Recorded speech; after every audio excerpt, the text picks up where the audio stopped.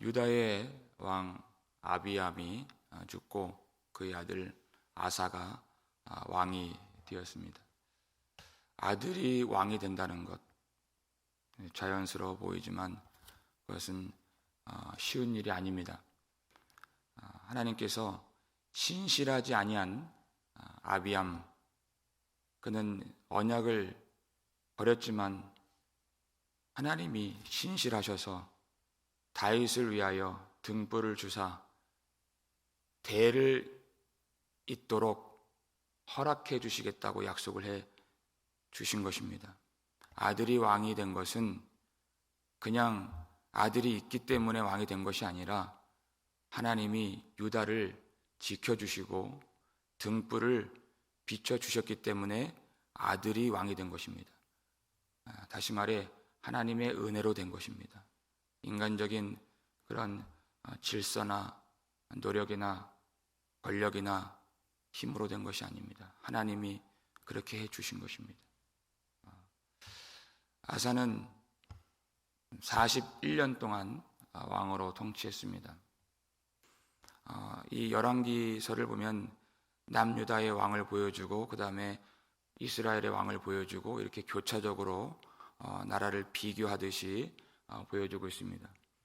41년 동안 남유다의 아사가 왕으로 재위하는 동안에 그때 북이스라엘은 무려 왕이 6번 바뀌게 됩니다. 그러니까 41년 동안 왕이 된다는 것은 하나님의 은혜가 아니면 될 수 없는 것입니다. 6번 중에서 왕조가 3번 바뀝니다. 3번 쿠데타가 일어나서 왕조가 바뀐 것입니다. 대체적으로 하나님을 잘 섬긴 왕이 왕의 재위 기간이 더 긴 것을 볼 수 있습니다. 하나님의 언약을 버린 아비암 몇 년 했습니까? 고작 3년 했습니다. 그의 아들 41년 동안 통치했습니다. 그가 어떤 왕이었길래 그런 은혜를 주셨는가? 우리 11절 말씀 함께 읽겠습니다. 아사가 그의 조상 다윗같이 여호와 보시기에 정직하게 행하여. 아멘. 성경을 읽으면 다윗같이 여호와 보시기에 정직하게 행했다, 이런 왕이 별로 없습니다. 많이 없습니다. 아사는 하나님 보시기에 다윗같이 정직하게 하나님을 경외했던, 그 말씀을 붙들었던 그런 왕이었다, 이렇게 가르쳐주고 있습니다. 그의 아버지 아비암과 이 아들을 아사를 비교하면 그 상황이 아주 비슷했다는 것을 볼 수가 있습니다. 그럼에도 불구하고 그는 환경은 비슷하지만, 상황은 비슷하지만 그의 아버지와 같지 아니하고 다윗같이 하나님을 기쁘시게 했던, 정직하게 행했던 왕이었다. 그러니까 우리가 상황 탓할 것이 없습니다. 왜 어떻게 이 상황이 비슷했는가? 10절 보니까 그의 어머니의 이름은 마아가라, 아비살롬의 딸이더라, 이렇게 되어 있습니다. 아비살롬은 다윗의 아들 압살롬을 말하는 것입니다. 2절을 보니까 2절에 그의 아버지 아비암도 그의 어머니의 이름은 마아가요 아비살롬의 딸이더라, 이렇게 되어 있습니다. 일단 이 문자적으로만 보면은 아비살롬의 딸 아래에서 자랐다는 것을 우리가 볼 수 있습니다. 비슷한 환경이죠. 근데 어떻게 아버지의 어머니와 아들의 어머니가 똑같을 수 있는가? 히브리어를 보면 아들이라고 하는 단어 속에는 대부분 아들이에요, 의미가. 그런데 손자라는 뜻이 담겨 있습니다. 어머니도 그렇습니다. 대부분은 그 어머니는 어머니를 지칭합니다. 그러나 어떤 경우에는 어머니가 조모일 경우가 있습니다. 조모도 어머니이죠. 오늘 본문이 그와 같은 경우에 해당하는 것입니다. 그러니까 그 아비암과 그 아들 아사가 아주 비슷한 환경에 처해 있다는 것을 보여주기 위해서, 압살롬의 딸에게 양육을 받았다 하는 것을 보여주기 위해서 이와 같은 기록을 한 것입니다. 아비암이 일찍 죽고 3년 동안 통치하고 일찍 죽고 어린 아사 왕이 되었는데 그의 할머니죠, 마아가가 그를 양육해 준 것입니다. 그런데 그는 온 나라에 아주 강력한 영향력을 행사했던 그런 태후였습니다. 어느 정도 영향력이 있는가? 13절 앞부분을 보니까 또 그의 어머니 마아가가 혐오스러운 아세라상을 만들었으므로 이렇게 되어 있습니다. 그러니까 우상에 관련된 모든 일들을 관장한 그런 힘 있는 사람이 마아가였습니다. 할머니였습니다. 그 영향력 아래에서 그의 아버지 아비암은 우상을 섬길 수밖에 없었습니다. 그 영향을 받고 자랐던 사람, 아들이었기 때문에. 그런데 똑같은 환경에서 아사는 어떻게 하나님 보시기에 정직하게 행했는가? 이것이 관건인 것입니다. 비슷한 환경인데 하나님이 아사에게 등불을 주신다 그랬습니다. 그 약속이 어떻게 성취되는가? 어떤 선물을 주시는가? 우리 역대하 15장 말씀 1절 2절 말씀입니다. 함께 읽겠습니다. 하나님의 영이 오뎃의 아들 아사랴에게 임하심에 그가 나가서 아사를 맞아 이르되 아사와 및 유다와 베냐민의 무리들아 내 말을 들으라. 너희가 여호와와 함께하면 여호와께서 너희와 함께 하실지라. 너희가 만일 그를 찾으면 그가 너희와 만나게 되시려니와 너희가 만일 그를 버리면 그도 너희를 버리시리라. 아멘. 1절 하나님의 영이 오뎃의 아들 아사랴에게 임하심에, 이게 하나님이 등불을 주시는 내용이었습니다. 하나님의 말씀이 한 깨어있는 선지자에게 임하게 되었고 그가 나가서 왕을 만나게 되는 것입니다. 하나님의 말씀을 그 왕에게 전해주는 것입니다. 어떤 말씀입니까?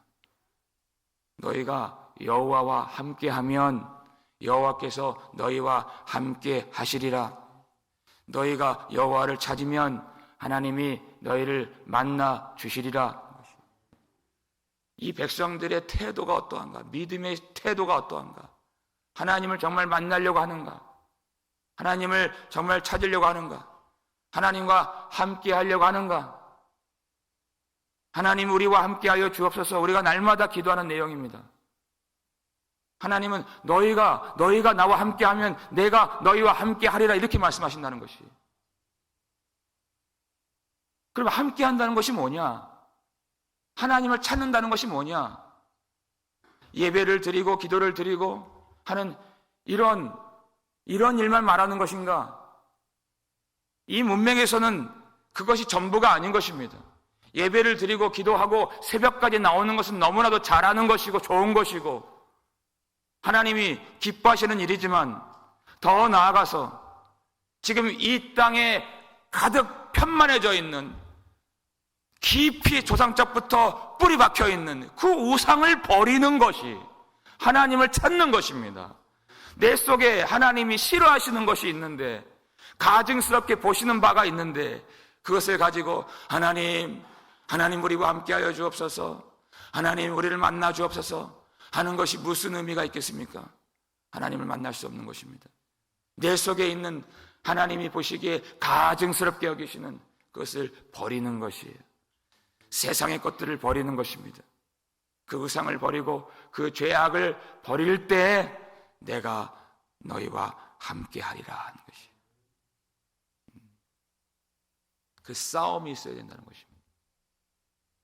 그 싸움을 벌인 사람이 아사입니다. 12절 말씀 볼까요? 12절 함께 읽겠습니다. 남색하는 자를 그 땅에서 쫓아내고 그의 조상들이 지은 모든 우상을 없애고. 아멘. 아세라 우상을 섬길 때 그 우상 신전에서 사는 아주 더러운 부패한 그런 남창들이 있었다 그랬어요. 남색하는 자들. 그들을 다 없애버리고 쫓아버리고, 조상들이 만들었던 그 우상을 다 없애고 단호하게 없애버렸습니다. 여러분, 이것은 쉬운 일이 아닙니다. 자기보다 앞선 조상적부터 만들었던 아주 뿌리가 깊은 그 종교 개혁을 단행하려면 힘이 있어야 돼요. 많은 사람들의 반대를 무릅쓰고 이 영적인 싸움을 감내할 줄 아는 담대함이 필요한 것입니다. 제가 지난주에도 말씀드렸지만 우상숭배는 아주 큰 비즈니스입니다. 거기서 엄청난 수익이 나오는 것이, 상당한 국가 재정이 아마 거기서 나왔을 것입니다. 근데 그것을 버린다 하는 것은 보통 어려운 일이 아닙니다. 우상을 섬기는 자들과 다 척을 져야 되고 등을 져야 되고, 당장 자기를 길렀던 태후 마아가하고도 싸워야 되는 것이. 하나님 말씀을 받았습니다. 이런 말씀을 듣는다고 그냥 되는 것이 아니에요. 싸워야 되는 것입니다. 아사가 어떻게 싸웠는가, 아주 중요한 말씀을 한번 함께 보시겠습니다. 역대하 5장 8절 말씀 읽겠습니다. 아사가 이 말 곧 선지자 오뎃의 예언을 듣고 마음을 강하게 하여 가증한 물건들을 유다와 베냐민 온 땅에서 없애고 또 에브라임 산지에서 빼앗은 성읍들에서도 없애고. 아멘. 예. 말씀을 들었습니다. 아사가 어떻게 했다고요? 마음을 강하게 하고. 여러분, 말씀을 듣는 것, 여러분 이것으로 다 했다고 하시면 안 됩니다. 그 다음에 마음을 강하게 하고가 반드시 이어져야 되는 것이에요. 여러분, 말씀은 하나님의 통치인 것입니다. 말씀이 하나님의 나라예요. 말씀이 떨어지면 어떤 역사가 이루어지게 되는가? 하나님의 나라와 기존에 있었던 세상 나라와 싸움이 벌어지게 됩니다. 여기서 신자가 마음을 강하게 하지 않으면 말씀의 역사가 이루어지지 않고 하나님의 나라가 성취되지 않는 것입니다. 말씀을 먼저 받는 자들이 마음을 강하게 하는 것이, 이 말씀이 어떤 말씀입니까? 히브리서 4장 12절 말씀이에요. 하나님의 말씀은 살아있고 활력이 있어 좌우의 어떤 날선 검보다도 예리하여 혼과 영과 및 관절과 골수를 찔러 쪼개기까지 하며, 그랬어요. 살아있는 말씀, 운동력 있는 말씀, 우리 속에 들어오면 어떨 때 말씀을 들으면 마음이 찢어지는 듯한 아픔을 느끼고 가슴을 치지 않을 수가 없는 그런 싸움이 일어나게 되는 것이에요. 성령께서 그 말씀을 통해서 우리 육신을 제어하고 육신을 쳐서 복종시키려고 하는데 내가 마음을 강하게 하지 않으면 아무것도 안 되는 것입니다. 그냥 종교적인 감흥만 느끼는 그런 예배밖에 안 되는 것이에요. 이 말씀 듣고 말씀을 품고 돌아가서 마음을 강하게 하셔야 됩니다. 왜냐하면 그 땅은 다시 싸움이 벌어지는, 갈등과 유혹이 마구마구 일어나는 그런 현실을 마주하게 될 것입니다. 근데 말씀을 받았는데 내가 마음을 강하게 하지 않으면 그냥 이전의 습관대로, 이전의 환경대로 짓눌려서 억눌려서 지배를 당하면서 끌려갈 수밖에 없는 죄의 노예밖에 안 되는 것이에요. 말씀을 받았어요. 아사가 살아가는 이 땅은 우상이 가득한 땅입니다. 어떻게 됩니까? 마음을 강하게 하였어요. 어떤 인정에도 어떤 유익에도 그가 영향을 받지 아니하고 단호하게 담대하게 우상을 없애버리는 것입니다. 야고보서 1장 22절 보니까 말씀을 듣기만 하여 자기를 속이는 자가 되지 말라, 이렇게 되어 있습니다. 우리는 말씀을 들으면 이것이 아주 하나님이 좋아하시는 일이기 때문에 말씀 들은 걸로 안다고 생각하고, 들은 걸로 내가 거기 안에 있다고 생각하고, 들은 걸로 다 한다고 생각하고, 들은 걸로 남보다 낫다고 생각하는 그러한 경향이 있습니다. 자기를 속이는 것입니다. 하나님을 기만하는 것입니다. 말씀 들은 다음에는 마음을 강하게 해야 됩니다. 하나님, 이 말씀을 따라갈 수 있도록 우리 마음을 강하게 하여 주시옵소서. 기도가 필요한 것입니다. 이 말씀을 강하게 하여서 그가 이제 엄청난 싸움을 벌이는데 어떤 싸움까지 벌였습니까? 13절 말씀 함께 읽겠습니다. 또 그의 어머니 마아가가 혐오스러운 아세라상을 만들었으므로 태우의 위를 폐하고 그 우상을 찍어 기드론 시내가에서 불살랐으나. 아멘. 이 태우가, 이 마아가가 강력한 영향력을 갖고 있는 이 할머니가 문제예요. 지금 자기를 길러준 이 할머니가 이 온 나라에 우상을 세운 장본인이기 때문에 가장 중요한, 우상을 숭배하는 일에 있어서 가장 중요한 인물이기 때문에 이 우상을 없애려고 하면 이 할머니와하고의 이 갈등을 피할 수가 없는 것이, 아니 내 친족이잖아요. 나를 길러줬어요. 어렸을 때 나를 먹여주고 나를 보호해주고 내가 장성할 때까지, 그리고 왕이 되도록 그렇게 해준 아주 고마운 분이에요. 그런데 그 사람이 우상을 섬긴다는 것이, 할머니하고 잘 지내려면 잘 지내야죠. 잘 지내려면 우상을 없애면 안 돼요. 우상을 그냥 둬야 돼요. 그런데 아사의 마음이, 할머니도 중요하지만 아사의 마음이 누구에겠습니까? 가장 중요한 분은 하나님이십니다. 하나님을 생각하니까 우상을 가만둘 수가 없습니다. 근데 할머니가 그 태후의 자리에 있으니까 우상을 없애질 못해요. 그러니까 그 태후의 자리에서 폐위시키는 것입니다. 여러분, 이 갈등과 싸움이 얼마나 컸겠습니까? 우상 숭배하는 남들 그렇게 제어하고 그렇게 없애버린 것이 아니에요. 쫓아버린 것이 아니에요. 자기하고 가장 가까운 어머니 같은 태우, 마아가를 폐해시키는 것. 그 갈등과 싸움이 얼마나 컸겠는가. 얼마나 욕을 먹었겠는가. 그리고 얼마나 이 내분이 일어났겠는가. 그 마아가를 따라가는 추종자들도 많이 있었을 것이고, 많은 수익이 우상을 통해서 들어왔을 텐데 그는 전혀 그런 것들을 생각하지 아니하고 아쉬워하지 아니하고 눈 하나 깜짝하지 아니하고 폐위시키는 것입니다. 그렇게까지 마음을 강하게 해야 하라는 것입니다.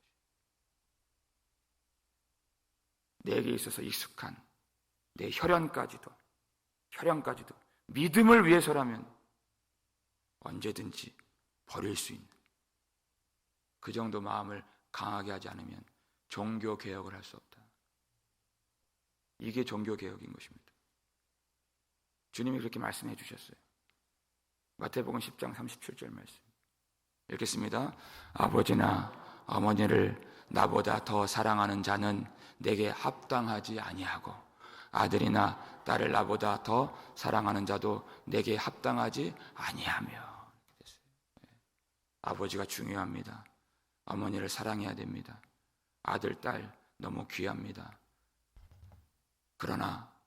그럼에도 불구하고 그들을, 가족들을 나보다 더 사랑하는 자는 내게 합당하지 않다.